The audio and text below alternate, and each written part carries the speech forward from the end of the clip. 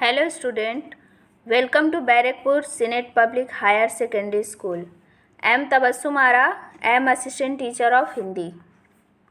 विषय हिंदी कक्षा 4 पाठ 12 नियत की नियति। पाठ परिचय। प्रस्तुत पाठ में हमें यह बताया गया है कि हमें अपनी नीयत हमेशा साफ रखनी चाहिए, क्योंकि हमारी नीयत जैसी होती है वैसी ही बरकत होती है। इस पाठ में एक लड़का है जिसका नाम श्रीनिवास है। वह अपनी दादी के साथ मांडी गांव में रहने आता है। सबसे पहले दादी और पोता दोनों गांव के साहूकार के पास पहुंचकर उन्हें प्रणाम करते हैं। उनसे रहने के लिए जगह मांगते हैं, बदले में उनके घर का काम करने को तैयार रहते हैं। साहूकार यह सुनकर खुश हो जाता है। वह सोचता है कि बिना दाम के 2 मजदूर मिल रहे हैं, इन्हें क्यों छोड़ा जाए। वह अपने घर के पिछवाड़े में उन्हें रहने के लिए जगह दे देता है। साहूकार कहता है कि उसके घर में 3 बैल और 4 गायें हैं। उन सबको चराना होगा, गोबर पाथ कर उपले बनाने होंगे और उन्हें बेचकर उनके पैसे साहूकार को देने होंगे। यही उस घर का किराया होगा। दादी और पोता दोनों ने साहूकार की शर्त मान ली। दादी उसी दिन से उसके घर का काम करने लगी।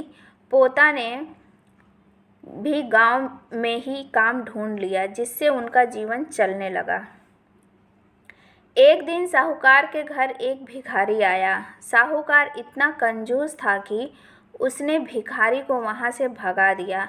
भिखारी घूमकर पिछवाड़े की ओर चला गया। दादी को उस पर दया आ गई और घर में जो खाना उसने अपने पोते के लिए रखा था, वह खाना उस भिखारी को दे दिया।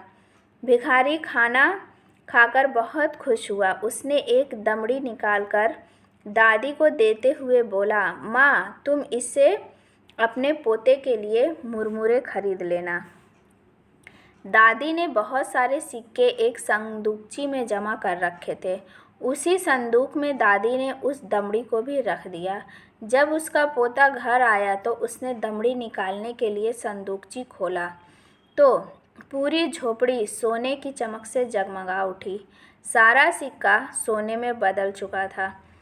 दोनों ने सोने बेचकर एक सुंदर मकान बनाया, जमीन खरीदी, गाय बैल खरीदे और धीरे धीरे बड़ा होकर श्रीनिवास एक धनी किसान बन गया। यह देखकर साहूकार सोचने लगा कि काश उसने भी भिखारी को खाना खिलाया होता। कुछ दिनों बाद वही भिखारी साहूकार के दरवाजे पर आया।